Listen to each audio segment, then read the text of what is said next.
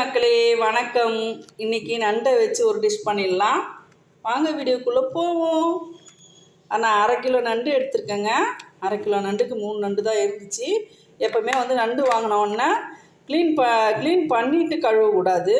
இப்போ நம்ம முதல்லே ஃபஸ்ட்டு அப்புறமா ஒரு முறை கழுவலாம். ஆனால் அதுக்கு முன்னே நம்ம முதல்லே சுத்தமாக கழுவிடணும்.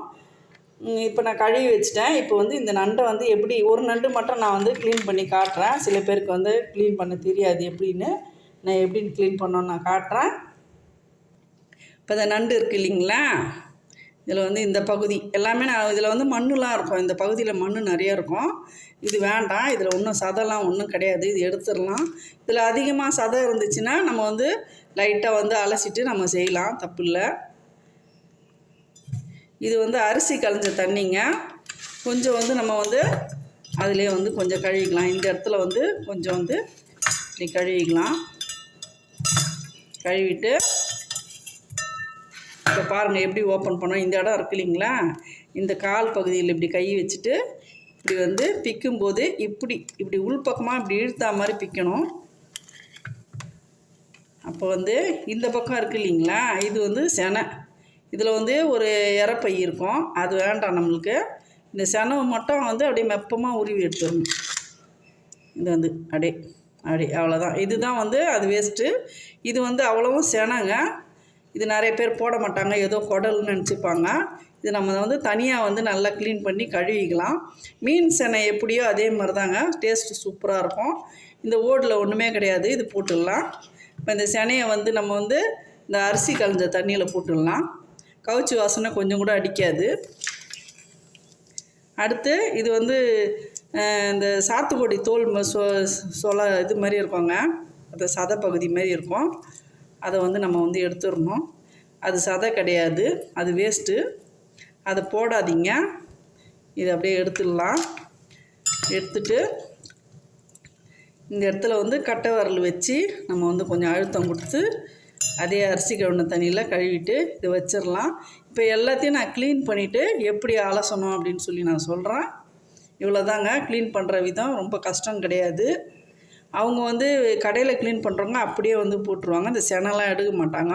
நான் செனை எடுத்து அதை போட்டு செய்கிறது எவ்வளோ டேஸ்ட்டாக இருக்கும்னு நான் சொல்கிறேன். நீங்கள் ஒரு முறை செய்து பாருங்கள். அவ்வளோதாங்க. நான் 3 நண்டையும் நல்லா க்ளீன் பண்ணிட்டேன். அவ்வளோதான். இது இருக்கட்டும். பாருங்கள், இது நல்லாவே க்ளீன் பண்ணிட்டேன். இப்போ இதில் என்ன பண்ணணுன்னா, இது மஞ்சத்தூளுங்க. மஞ்சத்தூள் ஒரு 1/2 டீஸ்பூன் அளவு போட்டுக்குங்க.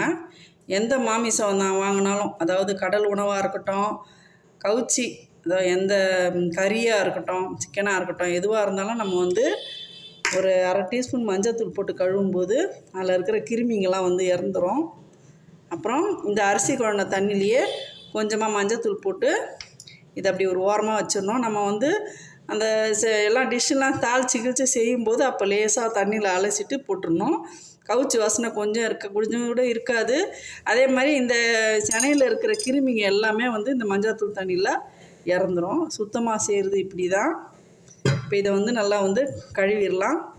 அவ்வளோதாங்க. நான் ஏற்கனவே நண்டை நல்ல தண்ணியில் 4-5 முறை கழுவிட்டேன். இப்போ இந்த மஞ்சத்தூள் தண்ணியில் நான் ஒரு 5 நிமிஷம் ஊற வச்சுட்டேன்.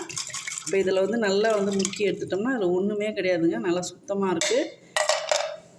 இப்படி தான் நண்டு க்ளீன் பண்ணணும். இந்த கால் பகுதியெல்லாம் இந்த மஞ்சத்தூள் தண்ணியில் நல்லா கழுவிட்டு கொஞ்சம் கூட கவுச்சி வாசனை அடிக்காதுங்க. இப்படி தாங்க செய்யணும். ஏன்னா நண்டு அசுத்தமான இடத்துலலாம் இருக்கும். அதை நம்ம சுத்தமாக நல்லா க்ளீன் பண்ணி சாப்பிட்ணும். இதுதாங்க க்ளீன் பண்ணுற ஒரு விதம். அடுத்து தேவையான பொருள்லாம் பார்த்துக்கலாங்க. நான் 2 வெங்காயம் அரிஞ்சு வச்சுருக்கேன், 2 தக்காளி, ஒரு கொத்து கருவேப்பிலை, ஒரு 1/2 டீஸ்பூன் அளவு இஞ்சி பூண்டு பேஸ்ட்டு, ஒரே ஒரு பச்சை மிளகா 2ஆக உடச்சி வச்சுருக்கேன், ஒரு 1 டீஸ்பூன் அளவு மிளகுத்தூள், அடுத்து வீட்டுக்கு அரைக்கிற குழம்பு மிளகாத்தூள், இது சீரகத்தூள். இவ்வளோ தாங்க இதுக்கு தேவையான பொருள். இதில் முக்கியமானவங்க ஒருத்தவங்களை காட்டுறேன். இவர் தான் கொத்தமல்லி பூ அதிகமாக போட்டு செய்கிற நண்டு தொக்கு தாங்க இது. ரொம்ப சூப்பராக இருக்கும். இந்த மாடலில் ஒரு முறை செய்து பாருங்கள். நான் செய்து உடனே உங்களுக்கு காட்டுறேன். வாங்க வீடியோ செய்ய ஆரம்பிச்சிடலாம். அடுத்து ஒரு கடாயை வச்சுப்போம். ஒரு 50 கிராம் எண்ணெய் ஊற்றிக்கலாம். ரொம்ப வேண்டாம், 3 நண்டு தான் இருக்குது, அரை கிலோ. 50 கிராம் எண்ணெய் போதும். எண்ணெய் நல்லா காயட்டும். கடுகு போட்டுக்கலாம். கடுகு நல்லா பொரியட்டும். நான் இன்றைக்கி வந்து நல்லெண்ணெயில் தாங்க செய்கிறேன். நண்டு வந்து சூடு, நல்லெண்ணெயில் செஞ்சால் நம்மளுக்கு பேலன்ஸ் ஆகும். கடுகு பொரியட்டும். அடுத்து வெங்காயம் போட்டுக்கலாம்.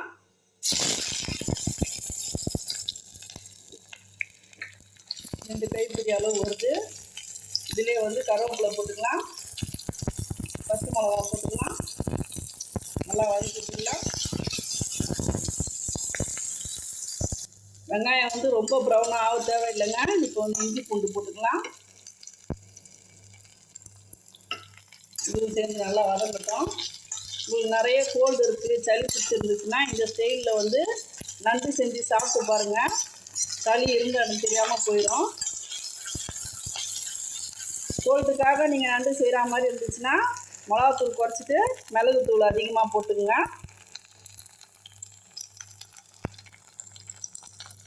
அடுத்து தக்காளி போட்டோம்னா இஞ்சி பூண்டு நல்லா வதங்கினா போடுங்க. இது நல்லா வதக்கிட்டுலாம். தக்காளி ஓரளவுக்கு வதங்கிடுச்சு. இதுலேயே வந்து மஞ்சள்தூள் போட்டுக்கலாம். ஒரு 1/4 டீஸ்பூன் மஞ்சள்தூள் போட்டுப்போம்.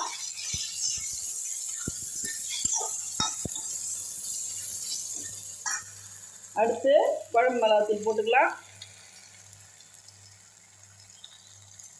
அதையும் எண்ணெயிலே நல்லா வதக்கி விட்டுருங்க.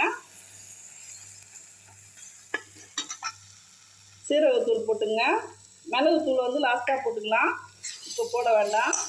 இப்போ வந்து இது அப்படியே வந்து கொஞ்சமாக தண்ணி ஊற்றி கொதிக்க விடுங்க.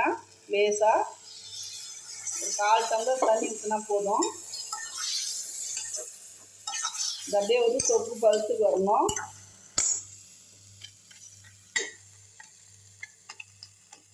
ஒரு 2 நிமிஷம் அப்படியே வந்து எண்ணெய் பிரிகிற அளவுக்கு நல்லா வந்து வெங்காயம் தக்காளி வேகட்டும். தீயை குறைச்சி வச்சிடலாம். தட்டு போட்டு மூடிடும். ஒரு நிமிஷம் விட்டுருவோம்.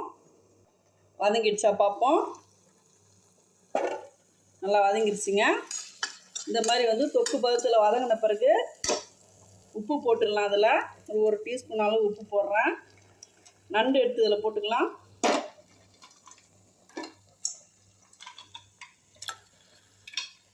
ரொம்ப சிம்பிளான முறைங்க. சின்ன பசங்க கூட ஈஸியாக செய்யலாம். நல்லா அப்படி கிண்டி விட்டுருங்க. இதை கொஞ்சமாக தண்ணி ஊற்றிக்கலாம். ஒரு 1/2 டம்ளர் தண்ணி ஊற்றினா போதும். இப்போ எல்லாத்தையும் நடுவில் வந்து தள்ளி விட்டுட்டு அதே தட்டு போட்டு மூடி கரெக்டாக ஒரு 10 நிமிஷம் கழித்து ஓப்பன் பண்ணி பார்ப்போம். இந்த டிஷ்ஷுக்கு முக்கியமாக வந்து டேஸ்ட்டு தூக்கி கொடுக்குறது இந்த கொத்தமல்லி தாங்க. பாருங்கள் எவ்வளோ கொத்தமல்லி போடுறேன். நல்லா பெரிய கட்டில் நான் 1/2 கட்டு எடுத்து நல்லா முதல்லையே வந்து நல்லா அலசிட்டு ஓரளவுக்கு பொடியாக அரிஞ்சு வச்சுருக்கேன். இப்போ இது அப்படியே இருக்கட்டும். நம்ம வந்து கடைசியாக போடுவோம். இதை 1 நிமிஷம் ஆயிடுச்சுங்க. இப்போ வந்து இந்த நண்டு சேனை எடுத்து இதில் போட்டுடலாம். இது நண்டு சேனை வந்து தனியாக எடுத்து வச்சுருக்கேன். இதில் முதல்ல போடக்கூடாது. இந்த ஓடு பட்டு கீறி வெளியே வந்துடும் அது. அதனால் இப்போ நண்டு சேனையை போட்டுட்டு ஒரு கிண்டி அப்புறம் வந்து நம்ம வந்து மூடி வச்சிடலாம். இந்த தண்ணி நல்லா சுண்டட்டும். இது வந்து கசூர் மேத்திங்க. இது வந்து கடைசியாக ஒரு சிட்டிகை போடணும். இது நான் வந்து ஒரு 2 டீஸ்பூன் அளவு நான் எடுத்துக்கிறேன் லாஸ்ட்டாக போடுறதுக்கு. இதோட ஃப்ளேவர் ரொம்ப சூப்பராக இருக்கும். நண்டில் போட்டு செய்யும்போது நம்மளுக்கு வந்து சூடு சேராது. இது லாஸ்ட்டாக போட்டுக்கலாம். நான் அடுத்து ஒரு 2 சில்லு தேங்காய் பாத்தை வந்து நல்லா நைஸாக அரைச்சிக்கிட்டேங்க. இதுவும் ஒரு ஓரமாக இருக்கட்டும். தண்ணி சுண்டிடுச்சா பார்ப்போம். தண்ணி ஓரளவுக்கு நல்லா சுண்டிடுச்சுங்க. அடுத்து நம்ம வந்து இந்த கஸ்தூரி மேத்தி எடுத்து போட்டுப்போம்.